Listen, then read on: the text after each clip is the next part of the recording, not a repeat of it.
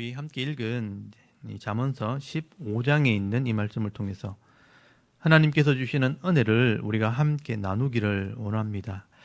여러분이 잠언서 15장 말씀에도 이 하나님 말씀을 통해 지혜를 얻은 자들의 삶이 어떠해야 하는가, 또 그 삶의 결말은 어떤 것인가, 이 솔로몬이 당시 자녀들과 이 젊은이들에게 교훈했던 말씀들을 기록을 하고 있습니다. 여러분, 이 잠언이라는 성경은 이렇게 한 장씩 한 장씩 반복되어지는 이 교훈을 통해서 하나님께서 주시는 이 지혜가 우리 삶 속에 얼마나 다양한 모습으로 나타나고 있는지를 지금 설명을 하고 있는 것입니다. 오늘도 이 잠언서 한 장 속에 이 다양한 하나님의 지혜가 있다는 것을 여러분 기억하시고요, 잘 살펴보시고 잘 들어보시길 바랍니다. 먼저 이 솔로몬이 이 지혜로운 사람들의 말에 대해서 몇 가지 교훈을 기록을 하고 있습니다. 여러분, 거기 1절, 2절 말씀 한번 보십시오. 유순한 대답은 분노를 쉬게 하여도, 상대방의 분노를 쉬게 하여도, 과격한 말은 상대방의 노를 격동하느니라. 지혜 있는 자의 혀는 지식을 선히 베풀고 미련한 자의 입은 미련한 것을 쏟느니라. 그렇게 말씀을 합니다. 여기 유순한 대답이라는 것은 말 그대로 부드러운 대답인데, 우리식으로 쉽게 표현하면 상냥하게 말하는 것. 그러니까 상대방이 분명히 있는데 상대방이 좋게 말을 안 한 거예요. 근데 그걸 들으면 화가 나죠. 그래서 똑같이 말해야 되는데 그런 사람들 앞에서도 상냥하게 말하는 사람, 이런 뜻이에요. 상냥하게 말하는 대답을 하면 그 사람의 화도 쉬게 한다. 그걸 돌이킨다. 돌려버린다. 그렇게 말하는 거예요. 근데 알고 있는데 쉽지 않죠. 쉽지 않으니까 지혜인 거예요. 지혜이기도 하고 능력이기도 하고. 근데 그 쉽지 않는 것을 가지는 게 참 좋은 겁니다. 그걸 배우셔야 되는 거죠. 사람이 기분 나쁜 말을 하는데 누가 유순한 대답을 할 수 있겠습니까? 결국 이것도 마음의 문제라는 것입니다. 지혜가 내 마음을 딱 붙들고 있으면 그게 가능하다는 거예요. 그래서 2절을 한번 보시면 이런 지혜가 있어야 이것을 할 수 있다. 여러분, 지혜 있는 자가 하나님 말씀을 통해 하나님 마음을 깨달은 사람이에요. 하나님 마음이 넓거든요. 하나님 마음을 딱 깨달으니까 이 넓은 마음을 가지게 되고, 이 넓은 마음으로 부드러운 말을 할 수 있고 선한 말을 할 수 있게 되는 겁니다. 머릿속에서 이미 다 정리가 되는 거예요. 이것만 해도 제가 1시간을 얘기할 수 있어요. 근데 이제 뒤에 있는 내용이 많기 때문에 이해를 하시면 돼요. 내 마음이 해결돼야 되는구나. 내 마음이 바다처럼 넓으면 되는구나. 그게 안 되니까 문제죠. 근데 말씀으로 단련하셔야 되는 거예요. 근데 우리가 하나님 말씀을 깨닫지 못하게 되면 어떻게 되는가? 내 욕심이 있고 내 자아가 있고 내 고집이 있고 내 성품이 있는 그대로 말을 하게 되는, 과격한 말이 뭐냐면 다른 사람의 상처를 주는 말이에요. 내가 그런 마음으로 말하게 되니까 상처를 주는 말을 하기 때문에 미련한 것이 막 쏟아진다, 그렇게 말하는 거예요. 그래서 여러분 4절 한번 보십시오. 온순한 혀는 따뜻한 마음에서 나오는 말이에요. 곧 생명나무예요. 생명나무가 생명을 열매를 맺게 하잖아요. 패역한 혀, 삐뚤어진 마음에서 나온 말이에요. 삐뚤어진 마음에서 나온 말은 마음을 상하게 하는 거예요. 상하게 한다는 말은 박살낸다는데 마음을 깨뜨려버려요. 내 말이 다른 사람 마음을 깨뜨려버려요. 그리고 여러분 28절 한번 보십시오. 의인의 마음은 대답할 말을 깊이 생각해요. 이건 이제 줄을 쳐놓으셔야 돼요. 의인의 마음은 대답할 말을 그냥 안 해요. 깊이 생각한다는 말은 묵상한다는 뜻. 내 할 말을 묵상하고, 악인의 입은 악을 생각도 없이 그냥 쏟아내는 거예요. 쏟아내느니라. 그럼 우리가 다른 사람들에게 말을 할 때는요, 항상 하나님 마음을 가지고 상대방을 위해서 얘기를 해야 되는 거예요. 내 좋자고 하는 게 아니고 상대방을 위해서 말하는 거예요. 그래서 깊이 생각을 하면서 말하는 게 지혜로운 말입니다. 우리 자른교회 성도는 그렇게 했으면 좋겠어요. 잘 안 되지만 그게 내 소원입니다. 그래서 여러분, 하나님께서는 이런 사람들을 다 살피시는 거예요. 3절 보십시오. 여호와의 눈은 어디서나 모든 것을 악인과 선인을 감찰하신다. 하나님은 다 살피고 있다는 거예요. 이렇게 하나님을 마음을 가지고 지혜로운 말을 하는 사람들은요, 하나님께서 다 아세요. 그래서 다 살피시고 복을 주시는 거예요. 그래서 7절 한번 보십시오. 지혜로운 자의 입술은 지식을 전파하여도, 그랬죠. 미련한 자의 마음은 정함이 없다. 고정되어 있지 않다, 이 뜻이에요. 왔다 갔다 한다, 이런 말입니다. 지혜로운 사람들의 입에서 나오는 말은 끊임없이 다른 사람들이 도움을 줘요. 지혜로운 말은요, 들으면 유익이 되기 때문에, 다른 사람이 끊임없이 도움이 되기 때문에 자꾸 전파되는 거예요. 그런데 미련한 자의 말은요, 지혜가 없어요. 정함이 없다. 이랬다 저랬다 왔다 갔다 하는 거예요. 믿을 수가 없게 되는 거죠. 정함이 없는 사람들의 마음이 그런 거예요. 이때는 이렇게 말했다가 저 때는 저렇게 말했다가 이렇게 한다는 거예요. 이게 미련한 사람의 마음이라는 거예요. 감정을 따라 말하면 그렇게 되고요. 진리를 따라 말하면 항상 똑같아요. 바른 것을 말하니까. 근데 감정을 따라 말하면 이랬다 저랬다, 이 사람 만나면 좋다 했다가 저 사람 말하면 싫다 했다, 이렇게 되는 거예요. 그게 정함이 없는 거예요. 오늘 우리가 사람들과 많은 말을 하게 될 텐데 절대로 급하게 말하지 마시고요. 내 생각대로만 말하지 마시고 하나님이 주시는 그런 지혜로 다른 사람들을 위해서 감사하는 말, 위로하는 말, 축복하고 복을 빌어주는 말을 할 때 사람들의 마음을 기쁘게 할 줄 아는 그런 지혜로운 성도들이 다 되실 수 있기를 바랍니다. 그리고 이 솔로몬은요, 이 지혜로운 마음을 가지기 위해서는요, 다른 사람들이 나를 이 지적할 때 잘 들을 수 있는 그런 마음의 자세가 중요하다라고 마음. 이건 훈련이거든요. 잘 보셔야 됩니다. 5절 한번 보십시오. 아비 훈계를 업신여기는 자는 미련한 자요. 징계를 받는 자, 여기 받는 자가 중요해요. 받는 자는 슬기를 얻을 자니라라고 말씀을 합니다. 여러분, 나보다 인생을 먼저 살았고 삶의 지혜를 깨달은 이런 아버지 또는 선배 또는 스승들, 지혜자들의 말을, 훈계를 잘 들어야 돼요. 근데 무시해버리면 이 징계를 잘 분별하지 못하고 받아들이지 못하면 지혜를 잃어버리는 겁니다. 이걸 잘 분별할 줄 아는 사람, 잘 들을 줄 아는 사람이 지혜라. 그리고 여러분, 우리 부모님에게서 우리가 나왔잖아요. 부모님에게서 나왔기 때문에 하나님께서 이 부모님을 통해서 우리에게 지혜를 주는 거예요. 그래서 부모를 통해서 하나님 마음을 볼 수 있어야 되는 겁니다. 이게 믿음인 겁니다. 그렇기 때문에 십계명에 보면 하나님을 경외하듯이 인간의 계명 중에 첫 번째가 부모님을 경외하라고 되어 있어요. 공경하라. 경외하라, 공경하라 똑같은 말인데 하나님을 공경하듯이 부모님을 공경해라. 그걸 계명에 넣어줄 정도로 거기서 지혜가 있다는 뜻이에요. 그렇다면 부모님과 좋은 관계를 맺는 게 지혜로운 거죠. 그래서 여러분 20절 한번 보십시오. 지혜로운 아들은 아비를 즐겁게 하여도 미련한 자는 어미를 업신여기느니라, 그렇게 말하죠. 아버지와 어머니로부터 하나님의 복이 가정에 임하게 되는데 이 부모님을 공경하고 하나님을 섬기는 마음으로 부모님과 관계를 맺으면요, 세상에 누릴 수 없는 그런 엄청난 복을 누리게 돼요. 대가 없는 사랑을 받게 되는 거예요. 여러분, 부모님의 사랑은요, 대가 없는 사랑이에요. 여러분, 세상에 어느 누구가 내 부족함이나 내 약점이나 내 모난 성품을 그냥 대가 없이 받아줄 사람이 누가 있겠어요? 근데 부모님은 받아줘요. 왜냐면 내가 낳았으니까. 근데 좋은 관계를 맺으면 그런 은혜를 누리게 되는 거예요. 물론 부모님들이 겉으로는 그렇게 표현을 잘 안 해요. 특별히 경상도 부모님들은 절대로 표현을 안 합니다. 근데 그걸 좀 진작했으면 좋겠다는 거예요. 경상도만의 특징이기도 해요. 저도 경상도 사람이지만 그걸 이제 몸으로 느끼는 거죠. 우리 부모님이 속으로는 안 그런데 표현 방식이 좀 달라요.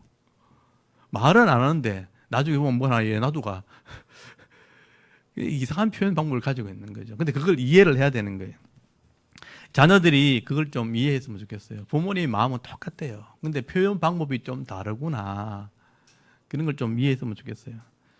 근데 우리 자녀들이 내 생각하고 다르다고, 또 내가 하는 게 마음하고 좀 다르다고 이 본심을 제대로 깨닫지 못하게 되니까 부모님을 막 무시하게 되고 말씀을 막 잔소리처럼 여기게 되니까 결국은 내가 나이 들면 좀 어리석은 삶, 후회 있는 삶을 살게 되는 겁니다.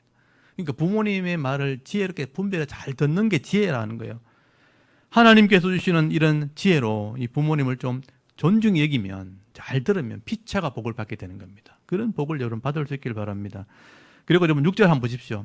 말씀대로 사는 자는요, 물질의 복을 받게 되어 있습니다. 의인의 집에는 많은 보물이 있어도 악인의 소득은 고통이 된다고 되어 있어요.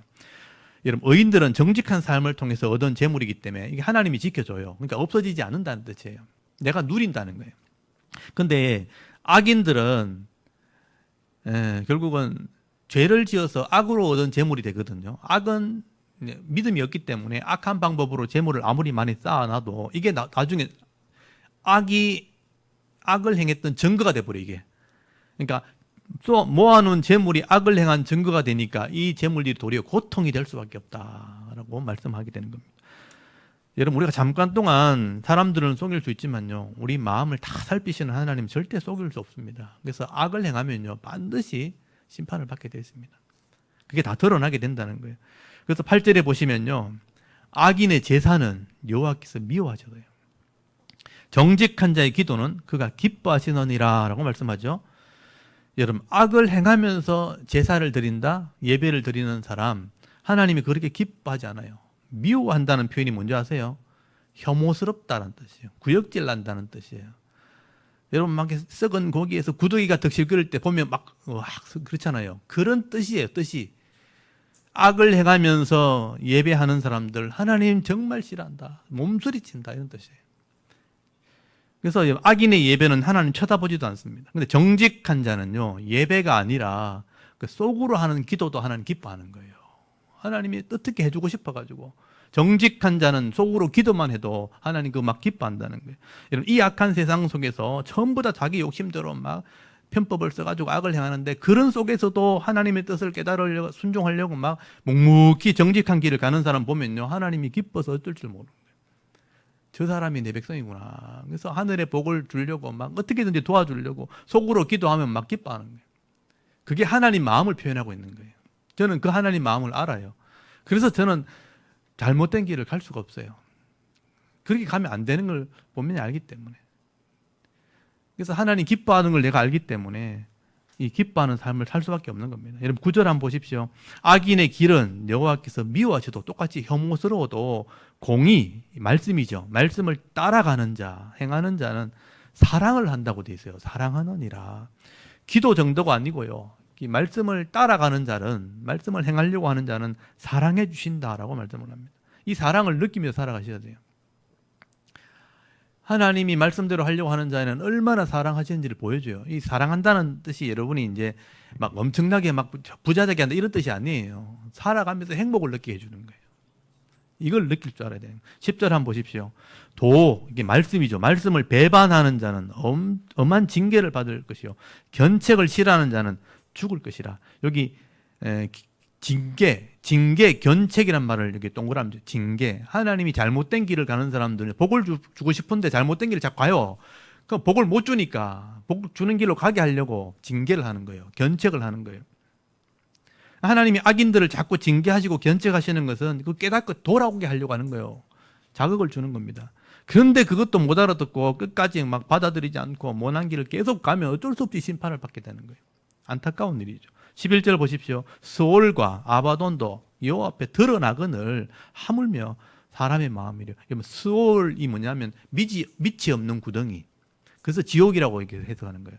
여기 아바돈이라는 것은 멸망의 자리거든요. 멸망의 자리니까 그것도 지옥이에요, 사실은. 그 밑이 없는 구덩이도 하나님이 다 살피고 있는데 사람의 그 마음 모르겠냐, 이런 뜻이에요. 하나님 그 사람 마음 모르겠냐. 그래서 하나님께서 이 악인들의 마음을 다 살피기 때문에 하나님이 그 악인에서 돌이키게 하려고 불쌍히 여기는 거죠. 저 끝이 뭔지 아니까 하나님이 불쌍히 여겨가지고 책망도 하고 막 경책도 하고 막 치받기도 하고 이렇게 하는 거예요. 근데 그 미련하게 그걸 못 알아듣는 거예요. 악인은 눈이 가려지고 기가 막혀 있으니까. 그걸 알아듣지 못하고 거절을 하고 거부를 하고 받아들이지 않으니까 결국은 심판을 받을 수밖에 없는 거죠. 그래서 이런 사람들을, 그래서 성경은 자꾸 미련한 자다.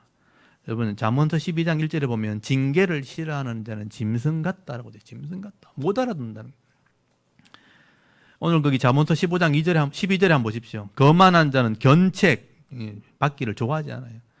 지혜 있는 자는 그 자리에도 가지 않는다. 지혜 있는 자에게는 가지도 않는다라고 기록이 되어 있죠. 미련하다는 거죠. 여러분, 이 땅에 사는 동안 말씀을 거절하고 책망하는 것을 받아들이지 않는 자는 미련한 자요, 악한 자요, 또 어리석은 자인 겁니다. 그래서 14절에 보시면요, 명철한 자의 마음은 뭘 요구한다고 되어 있죠? 14절에 명철한 사람은요, 지식을 요구해요. 사모한다는 뜻이에요. 말씀의 지식을 사모하는 거예요. 미련한 자의 입에는요, 미련한 것을 막 즐긴다고 되어 있어요. 어떤 사람이 지혜로운 사람이냐? 지식을 요구하는 사람, 말씀을 요구하는 사람, 하나님 말씀을 찾아다니는 사람, 막 갈망하는 사람, 사모하는 사람, 막 깨달으려고 막 애쓰는 사람, 이런 사람들이 지혜로운 사람이에요. 저는 참 제가 진짜 부족한 사람인데 딱 하나 이 말씀을 제대로 알려고 막 애를 쓴 게 그게 하나님 보실 때는 귀하게 보였던 것 같아요. 이 말씀을 내가 알아야 되겠는데 모르겠는 거예요. 제가 전국을 찾아다녔어요. 신학교 다닐 때 저는 학점 받으려고 노력 안 했어요. 기본만 했어요. 왜냐하면 그런데 설명이 길어지고 필요한 건 뭐냐 말씀이거든 제가. 그래서 학교에서나 신학교 다닐 때 전국에 말씀을 안다는 사람들을 제가 다 찾아다녔어요. 제가 유명한 목사님들 설교도 다 이렇게 보고 제가 그 사람을 따라하려고 한 게 아니고 그 사람은 말씀을 어떻게 보는지를 봤던 거예요. 이 사람은 이 말씀을 어떻게 알고 있는가. 외국에 있는 책들도 그래서 보는 거예요. 유명한 목사님들 책을 보면 대부분 사람들은 그걸 이제 뺏기고 따라하려 하거든요. 전 따라하는 게 목적이 아니고 그 사람은 그 시대에 이 말씀을 어떻게 깨달았는가를 보고 싶었던 거예요. 근데 그 깨달았던 것들을 막 삼으면서 막 애를 쓴 거죠. 저는 아무것도 없는데 이 말씀을 제대로 알고 나니까 이거보다 귀한 게 없는 거예요, 사실은요. 하나님 보실 때 이거를 알고 있으니까 오래 써야 되잖아요. 그러니까 제가 말주변이 잘 없으니까 어떻게든지 제 말주변이 없는 데다가 또 잘 설명하게 하려고 하나님 애를 쓰는 저를 통해서 잘 설명하려고 저는 그걸 느껴요. 그래서 깨달으려고 하는 사모하는 마음이 있는 사람들은 하나님께서 정말 기뻐하시는 거예요. 지식을 요구하는 사람. 그래서 이 사람을 이렇게 지식을 요구하는 사람 거기 마음의 즐거움을 누린다고 돼 있죠. 거기 15절 한번 보십시오. 고난 받는 자는 그 날이 다 험악하나 마음이 즐거운 자는 항상 장치하느니라. 하나님 말씀을 깨닫게 되어지면요, 하나님 마음을 가지게 되니까 마음이 즐거워져요. 그러니까 마음이 즐거우니까 어떻게 해요? 매일매일의 삶이 늘 잔치하는 것 같은 거예요. 잔치한다는 말이 이렇게 파티한다, 막 이렇게 축제한다, 축제란 뜻이거든요. 우리가 한 번씩 무슨 축제한다 이러면 가면 막 즐겁잖아요. 뭐 이렇게 마음이 즐겁잖아요. 어떤 축제를 간다, 뭐 먹으러 간다, 막 즐겁잖아요. 그런 마음인 거예요. 하나님 말씀을 깨달은 사람들은 매일매일의 삶이 기대가 돼요. 삶이 되게 행복한 거예요. 근데 하나님 말씀을 깨닫지 못하고 나면 늘 어려움이 닥치니까 항상 험악한 거예요. 그 날이라는 말이 뭐냐면 모든 날, 고난받는 자는 그 모든 날이 늘 험악하다. 근데 마음이 즐거운 자는 항상 장치하느니라. 하나님 마음을 깨닫고 순종할 때 이런 평안을 누리게 되고 이런 즐거움을 누리게 되고 항상 잔치하는 삶을 살게 되는 거예요. 그래서 13절을 보십시오. 마음이 즐거운 사람은 어때요? 얼굴이 어떻다고 되어 있죠? 얼굴이 빛나요. 빛나게 해도 마음의 근심은 심령을 상하게 하는 거예요. 겉으로는 막 안 그렇지 않아도 속이 썩어가는 거예요. 여러분, 마음이 즐거운 사람은 특별히 꾸미지 않아도 얼굴에 빛이 납니다, 여러분. 그래서 얼굴이란 말 제가 여러 번 설명드렸죠. 얼의 꼴. 영혼의 모습이 얼굴이에요. 그러니까 다 드러나 있는 거죠. 그래서 얼굴이 빛나요. 특별히 화장 안 해도 돼요. 특별히 화장을 하지 않아도 얼굴이 빛나는 겁니다. 그래서 저는 남자이기 때문에 좀 그런 기도 하고요. 제가 꾸미는 걸 별로 좋아하지 않아요. 있는 그대로가 제일 좋다는 거죠. 그래서 저는 좀 성경에 거짓하지 말라 뭐 이렇게 했기 때문에 사실 얼굴을 꾸미는 것도 속이는 거잖아요. 그렇죠?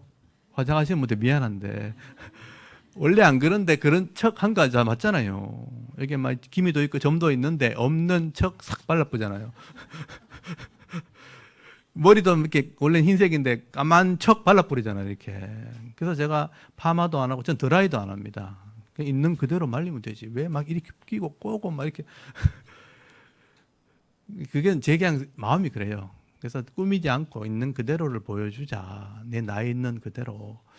그래서 그 내 마음의 어떤 습성이죠. 그런데 이제 예의상 너무 또 그러면 또 사람들이 보기에 그러니까 이제 조금씩 꾸미는 건 저는 괜찮아요. 화장해도 괜찮습니다. 근데 있는 그대로가 드러난다는 거예요. 얼의 모양이 마음이 즐거우면 빛나게 하는 겁니다. 그게 아름다움이 진짜 아름다움이에요. 그래서 즐거운 사람이 막 웃을 때 보면요. 얼굴이 뭐 잘생기고 못생기고 아무 상관없어요. 웃는 사람 보면 다 행복해요. 웃는 것이 마음의 즐거움을 드러내는 것입니다. 마음이 즐거운 자는 얼굴을 빛나게 한다. 그래서 우리 자른교회 성도들은 얼굴이 빛나는 사람이 좀 되었으면 좋겠습니다. 그리고 여러분, 이 사람들의 마음은요, 이런 즐거운 사람들은 마음이 부자이기 때문에 이 세상의 어떤 재물의 탐을 욕심을 내지 않아요. 세상의 어떤 것들 가지려고 하지 않아요. 그래서 16절 한번 보십시오. 16절에 보면요, 가산이 적어도 여호와를 경외하는 것이 크게 부하고 번뇌하는 것보다 나으니라고 되어 있죠. 채소를 먹으며 서로 사랑하는 것이 살찐 소를 먹으며 서로 미워하는 것보다 나으니라. 좀 극단적인 표현을 썼지만 이게 인생 전체를 보고 우리가 생각해야 될 말씀인 거죠. 가산이 적다는 것은 가난하다는 말이 아니에요. 다른 사람보다는 적다는 거예요. 부족하진 않는 거죠. 이게 적지만 여호와를 경외하는 삶을 살게 되면요, 평안을 누리게 돼요.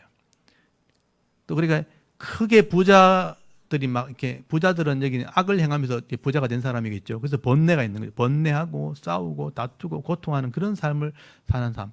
그러니까 좀 없어도 여호와를 경외하면서 즐거워하는 것과 많이 가졌는데 그것 때문에 늘 다투고 싸우는 삶 두 가지가 있다면 어느 걸 선택할래? 이렇게 묻는 거예요. 여러분은 그래도 좀 많은 게 좋지 않을까 이렇게 생각할 수 있겠지만 세상에 이제 나이가 드시면 아실 거예요. 그게 중요하지 않다는 걸 알게 될 거예요. 어느 게 더 좋은가? 그래서 여기 채소를 먹으며 서로 사랑하는 것이 좀 구체적으로 설명되어 있죠. 채소를 먹으면서도 사랑하는 것이 살찐 소를 먹으며 미워하는 것보다 낫다. 그렇게 지혜를 주고 있는 것입니다. 물론 내가 부자이면서 하나님을 경외하면서 사랑하며 살면 제일 좋죠. 근데 그게 쉽지 않다는 거예요. 세상의 구조상 죄와 욕심 있는 세상에서 그렇게 살기는 쉽지 않다는 것이죠. 결국 하나님을 경외하고 이 말씀대로 부모를 공경하고 이웃을 사랑하면서 하나님께서 내게 주신 것을 만족히 여기면서 사랑하며 섬기는 것, 그렇게 분복을 누리면 참 좋겠는데 다 쉽지 않습니다, 이게. 그래서 우리가 이런 말씀대로 순종하지 못하게 되고 욕심을 따라서 헛된 욕망을 막 품게 되고 그 헛된 욕망으로 내가 막 많은 것을 가지려고 막 세상에 뛰어들게 되면 세상이 악하니까 부딪히게 되는 거예요. 선한 마음으로 갔지만 세상에 부딪히면 악해져요, 자꾸. 이기고 싶고 경쟁하고 싶고 다투고 싶고 이렇게 돼가지고 고통스러운 삶을 살게 되는 것입니다. 그래서 여러분, 내게 주신 것을, 그래서 제가 그런 얘기 늘 하는 게, 내게 주신 것을 얼마나 귀한지를 보는 눈이 있으면 그렇게 안 할 텐데 내게 주신 것에 보는 눈이 없으니까 더 많은 것을 가지고 싶은 욕망이 생겨버려요. 그걸 가지려고 하니까 세상에 덤벼들면 악한 것을 부딪히게 되는 거예요. 그래서 그걸 따라가다 보면 고통스럽다. 그래서 나중에 전도서에 보면요, 솔로몬의 인생론이 전도서거든요. 인생론의 전도서를 보면 이런 욕망을 따라서 부를 쫓아가는 게 얼마나 허망한가 써놨어요. 제가 짧은 시간에 다 설명을 할 수 없지만 이 부분은 제가 잠깐만 보여드릴게요. 여러분, 전도서, 잠언서 뒤에 있는 전도서 5장 10절 한번 펴보세요. 5장 10절. 5장 10절에서 17절까지를 우리 한번 읽어보겠습니다. 5장 10절부터 17절까지입니다. 한번 읽어볼게요. 시작. 언을 사랑하는 자는 언으로 만족하지 못하고 풍요를 사랑하는 자는 소득으로 만족하지 아니하나니 이것도 헛되도다. 재산이 많아지면 먹는 자들도 많아지나니 그 소유들은 눈으로 보는 것 외에 무엇이 유익하랴. 노동자는 먹는 것이 많든지 적든지 잠을 달게 자거니와 부자는 그 부요함 때문에 자지 못하느니라. 내가 해 아래에서 큰 패단되는 일이 있는 것을 보았나니 곧 소유주가 재물을 자기에게 해가 되도록 소유하는 것이라. 그 재물이 재난을 당할 때 없어지나니 비록 아들은 낳았으나 그 손에 아무것도 없느니라. 그가 모태에서 벌거벗고 나왔은즉 그가 나온 대로 돌아가고 수고하여 얻은 것을 아무것도 자기 손에 가지고 가지 못하리니 이것도 큰 불행이라. 어떻게 왔든지 그대로 가리니 바람을 잡는 수고가 그에게 무엇이 유익하랴. 일평생 어두운 데서 먹으며 많은 근심과 질병과 분노가 그에게 있느니라. 아멘. 은을 사랑하는 자, 부를 사랑하는 자, 그걸 욕망을 가진 사람은 가진들 잠도 못 자는 거예요. 빼앗길까 봐. 그래 나중에 큰 사고 나면 다 없어지고 아들 손에 넘어가지도 않고 벌거벗고 왔다 벌거벗고 가는 건데 불행히 사는 거다. 많은 근심과 질병과 분노가 그에게 있을 뿐이다. 혼자 먹는데, 혼자 어두운 데서 먹는, 아무도 환영을 안 하니까 혼자 어두운 데서 그 뭐 좋은 고기 먹어도 뭐해, 혼자 어두운 데서 혼자 앉아 먹으면서 근심과 질병과 분노 속에 살아가는 거다. 솔로몬은 부를 누려봤거든요. 사도 바울도 똑같은 얘기를 합니다. 신약에 가면요, 여러분 디모데전서 한번 펴보세요. 제일 뒤쪽에 디모데전서 6장을 한번 펴보세요.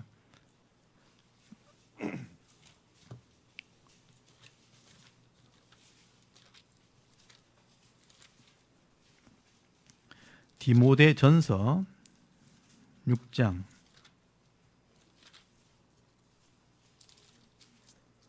341페이지 7절에서 10절까지 읽어볼게요. 7절에서 10절까지 시작. 우리가 세상에 아무것도 가지고 온 것이 없음에 또한 아무것도 가지고 가지 못하리니 우리가 먹을 것과 입을 것이 있은즉 족한 줄로 알 것이니라. 부하려 하는 자들은 시험과 올무와 여러 가지 어리석고 해로운 욕심에 떨어지나니 곧 사람으로 파멸과 멸망에 빠지게 하는 것이라. 돈을 사랑함이 일만 악의 뿌리가 되나니 이것을 탐내는 자들은 미혹을 받아 믿음에서 떠나 많은 근심으로써 자기를 찔렀도다. 아멘. 바울은 이렇게 설명하는 거예요. 똑같은 얘기예요. 솔로몬은 옛날에 그렇게 얘기했고 바울은 신약에 와서, 바울도 부자였어요. 로마인의 자격증을 가지고 있었으니까. 자기 아버지 부자였어요. 엄청난 부를 경영하는 기업을 내는 사람이에요. 그러니까 자기도 로마의 시민권을 가지고 있는 거예요. 아버지의 시민권을 받아가지고. 그 당시에 로마 시민권을 가졌다는 건 뭐냐면 모든 것에서 고난을 누릴 수 있는 거예요. 엄청난 부자였어요, 이 사람은. 다 포기하고 말씀대로 살았거든요. 그렇게 이렇게 얘기할 수 있는 거예요. 그런 부하려 하는 사람 보니까 멸망과 파멸에 빠져 있는 거다. 그러니까 돈을 사랑하는 걸 얘기해요. 그러니까 내게 주신 걸 누리는 걸 얘기하는 게 아니고, 제가 그랬죠. 내게 준 걸 누리는 건 복인데 그 이상의 욕심을 품게 되면 이런 악함을 가지게 되는 거예요. 많은 근심이 그를 찔러버렸다. 그렇게 표현하는 것입니다. 여러분, 사람은 누구나 이 땅에 태어날 때 내가 먹고 살 수 있는 그런 지혜도 없고 재능도 가지고 그런 기술, 이 은사를 가지고 태어나요. 그걸 잘 훈련해가 단련하면요, 먹고 사는데 아무 문제 없습니다. 충분히 기업을 누리게 사는 거죠. 그런데 거기서 지나가서 더 많이 가지고 더 높이 올라가려고 경쟁하고 욕심을 부리게 되면 결국은 다툼도 하게 되고 불법도 행하게 되고 편법도 행하게 되고, 거기다 지나면 죄를 짓게 되고 악을 행하게 되니까 그 죄와 악을 또 덮으려고 더 큰 악을 찾아가고 되고, 그걸 무마할 수 있는 또 더 큰 권력을 찾아가서 또 악을 행하게 되니까 거기서 재앙이 일어나고 나중에 그걸 돌이키지 않으면 심판을 받게 돼요. 하나님은 그런 사람들을요, 돌이키려고 계속 기회를 줘요. 잘못됐다고 신호를 줘요. 근데 그걸 무시하고 끝까지 가면, 그걸 거절하면 결국은 심판을 받을 수밖에 없는 거예요. 이게 악인들의 모습이고 미련한 자들의 모습이라고 말하는 겁니다. 그래서 결국 멀리 있는 돈, 이 권력, 권세, 명예 이거 따라가기보다 가까이 있는 내 부모, 형제, 사랑을 이렇게 소중히 여기게 돼요. 멀리 있는 거 쫓아가다가 내 거 소중히 여기지 않으면요, 결국은 후회하는 인생을 살게 되는 겁니다. 그래서 미련한 겁니다. 여러분, 하나님을 경외하고 말씀을 배우면요, 부모를 존중히 여길 줄 알고 가족과 이웃을 사랑할 줄 알고 믿음대로 성실하게 사는 거예요. 그래서 그 안에 분복을 누리기 때문에 부족함이 없어요. 그래서 후회 없는 인생을 살 수 있는 것입니다.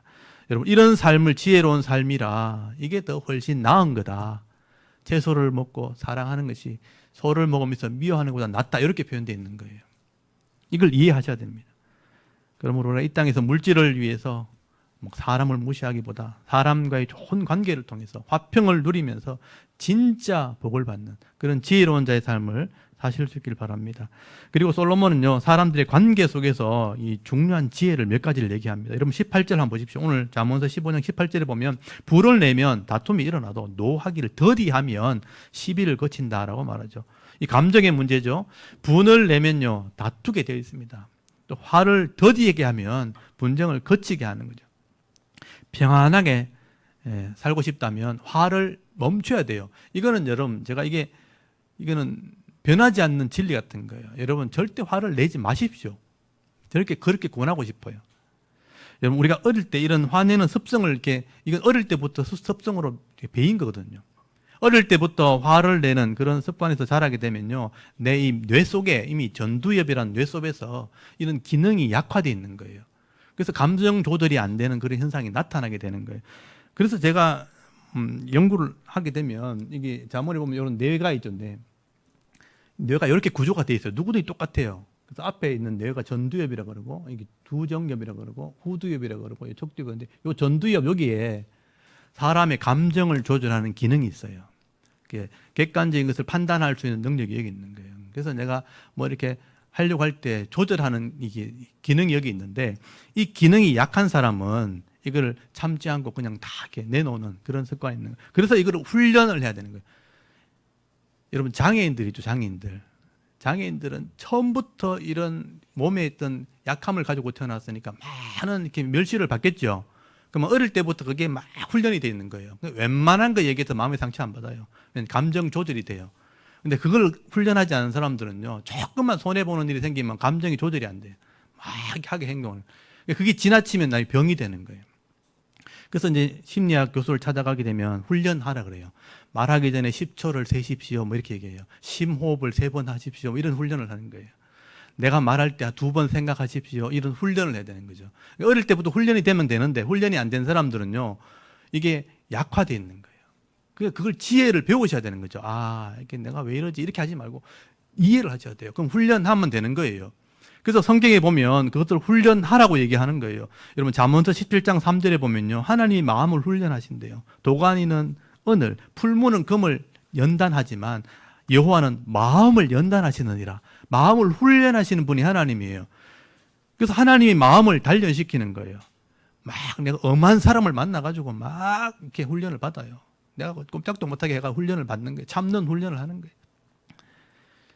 또 내가 막 어려운 환경에 빠져가지고 꼼짝도 못하게 그렇게 훈련하는 거예요. 야곱 같은 사람이 그런 사람이에요. 환경에 막 밀어넣어가지고 하나님이 꼼짝도 못하게 훈련하는 거예요. 나중에 야곱은 130살 때가 그 깨달았어요. 시간이 많이 걸렸어요. 근데 이런 훈련을 깨닫지 못하면요, 고집대로 살고, 그래서 험악한 인생을 계속 살아가는 거예요. 그래서 참 미련하다, 어리석다, 그렇게 말하는 거예요. 여러분, 디모데전서 4장 7절에 보면요, 경건은 연습하는 것이다. 신앙은 훈련하는 것이다. 경건에 이르기를 연습해라. 그렇게 말하는 것입니다. 근데 여러분, 나이가 들면요, 이런 혈관이 자꾸 막혀가지고 기능이 자꾸 떨어지게 되는 거예요. 그러니까 적어도 우리 인생을 살아보면 50이 넘으면 이미 이제 이게 많은 약화가 일어나기 시작해요. 여러분, 50대면 노안 오신 분 있죠? 잘 안 보이는 분 있습니까? 노안이 왔다는 것은 뇌에도 그런 기능이 약화됐다는 걸 아셔야 돼요. 이미 눈의 혈관이 막혀져서 이렇게 안 되게 됐잖아요. 이미 약화된 거죠. 그러면 아, 내 감정 조절이 안 되는 나이가 됐구나. 이미 병들었구나. 그렇게 생각하셔야 돼요. 그래서 내가 막 되면 아, 내 병들었구나. 이렇게 생각하셔야 돼요. 그러면 치료를 해요. 훈련을 하면 돼요. 반대로 훈련하시면 돼요. 저도 많은 훈련을 해요. 지금 내가 50이 넘었기 때문에 훈련을 많이 하고 있습니다. 왜냐하면 반대로 훈련해야 돼요. 제가 근력 훈련도 하는 거예요. 몸에 근력 운동하면 힘이 강해지는 것처럼 머리에 훈련을 하면 성품이 되는 거예요. 옳은 성품이 되는 거죠. 이해하셔야 돼요. 여러분, 이해하시면 옳은 삶을 살 수 있게 되는 거예요. 그게 지혜다. 성경은 그렇게 얘기하는 것입니다. 이게 솔로몬이 말하는 지혜죠. 그래서 거기 오늘 읽었던 그 분을 내면 다툼이 일어나고 노하기를 더디하는 훈련을 해야 된다. 이건 여러분 훈련하셔야 돼요. 더디하는 훈련을 하게 되면 시비도 그치게 되어진다. 그렇게 말씀을 하게 되는 겁니다. 그리고 19절 한번 보십시오. 게으른 자의 가는 길은 가시울타리예요. 늘 힘들어요. 정직한 자의 길은 대로라 되어 있습니다. 이렇게 부지런해야 항상 길이 열린다는 것도 여러분 지혜입니다. 여러분 22절에 보면 의논이 없으면 경영이 무너지고 지략이 많으면 경영이 성립하느니라. 내 혼자 지혜보다는요, 다른 사람이 지혜를 잘 듣고 의논할 줄 아는 게 지혜라는 거예요. 여러분, 내 말이 맞다고 우기면서 막 이렇게 하게 되면요, 내가 보지 못하는, 내가 알지 못하는 일들이 자꾸 생기게 돼요. 나를 다른 사람이 보는 눈이 필요하거든요. 그거를 잘 듣는 게 의논이라는 것이죠. 다른 사람의 지혜를 듣는 거, 그게 의논입니다. 그러면 여러 가지 문제를 막을 수 있는 거예요. 그래서 여러분 23절에 다른 사람의 말을 잘 듣는 것이 중요한 거예요. 사람은 그 입에 대답으로 말미암아 기쁨을 얻나니 때에 맞는 말이 얼마나 아름다운 거. 지혜로운 자는 위로 향한 생명의 길로 말미암음으로 그 아래에 있는 서울을 떠나게 되느니라. 번역이 좀 어렵게 되어 있지만 좋은 대답은 기쁨을 주고 때에 맞는 말은 아름답게 만들어준다. 이 때에 맞는 말이 하나님의 입에서 나오는 말이에요. 하나님 말씀에서 나온 지혜예요. 여러분, 이런 지혜로운 자가 생명의 길로 간다. 위로 향한다는 건 뭐냐면 생명의 길로 간다. 천국 백성이다. 이런 뜻입니다. 그리고 우리가 지나치게 욕심을 내면 안 되는 게 25절 보십시오. 여호와는 교만한 자의 집을 허신다. 과부의 지게를 정하신다. 이것도 이제 간략하게 표현되어 있지만 교만한 자는 과부의 지게표를 옮기는 거예요. 그러니까 과부는 가난한 자를 대표하는 거예요. 가난한 자의 것을 하나님이 가난한 자의 정계를 딱 정해놨어요. 지게표라는 거 옮기면 안 되는 거예요. 가난한 자는 그래도 불쌍하니까 누리라고 딱 정해준 게 있어요. 그런데 악한 사람이 그걸 옮겨가 뺏어버린다는 거예요. 이 가난한 자까지 빼앗는 교만한 자는 하나님이 헐어버린다 이런 뜻이에요. 욕심을 내는 사람을 얘기하는 거예요. 하나님께서 그것을 다 빼앗아 버린다.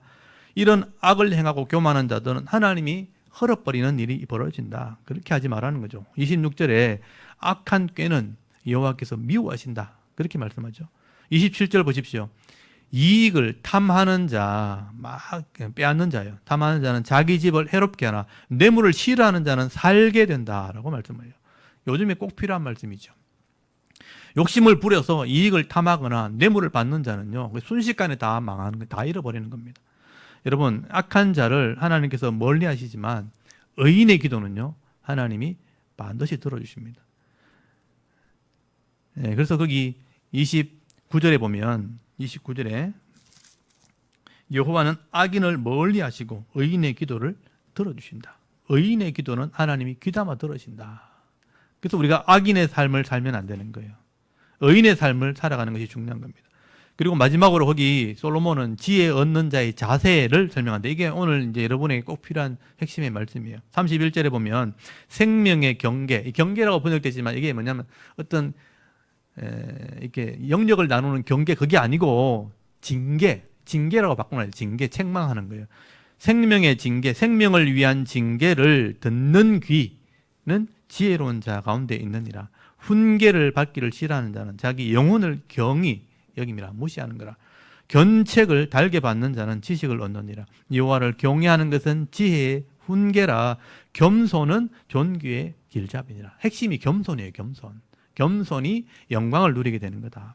여기 생명을 위한 징계가 있죠. 생명을 위한. 우리 생명을 위해 하나님이 경계, 징계를 계속 한다는 거예요. 사람을 통해서, 환경을 통해서. 근데 그 징계를 듣는 귀가 있다는 거예요. 마음의 귀에, 마귀. 내가 징계를 듣는 귀가 있으면 그게 지혜라는 거예요. 그래서 하나님은 다양한 방법으로 사람을 책망을 해요. 어릴 때는 부모를 통해서 막 징계해요. 이거 하지 마라, 저거 하지 마라, 이렇게 하라 막 징계하는 거예요. 바른 길 가려고. 부모의 징계가 있고요. 교회에 오면 목사님의 설교가 있는 거예요. 말씀대로 막 징계를 하는, 교훈을 하는 거예요.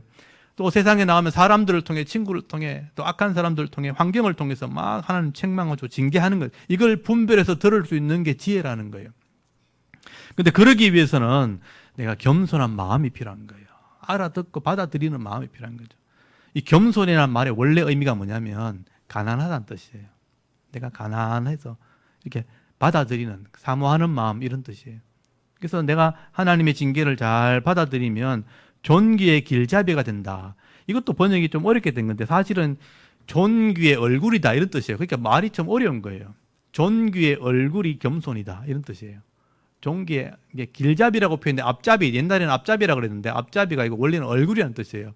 존귀의 얼굴에는 겸손이 있는 거예요. 그러니까 겸손을 통과해야 영광을 누리게 된다 이런 뜻인데, 그러니까 그 길잡이다 이런 표현을 해석을 한 거예요. 겸손한 자가 징계를 잘 받아들이게 될 때 영광을 누리게 되는 것이다.